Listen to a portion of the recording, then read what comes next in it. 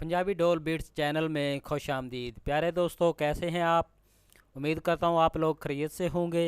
प्यारे दोस्तों, अगर आप हमारे चैनल पे नए हैं तो जल्दी जल्दी हमारे चैनल को सब्सक्राइब कर लें और साथ ही साथ इस बेल के आइकॉन पर क्लिक करके नोटिफिकेशन को ऑन कर लें ताकि हमारी नई आने वाली वीडियोस आपके पास जल्द अज जल्द पहुंच सके। प्यारे दोस्तों, हमारी वीडियो देखने का बहुत बहुत शुक्रिया। तो चलते हैं वीडियो की तरफ।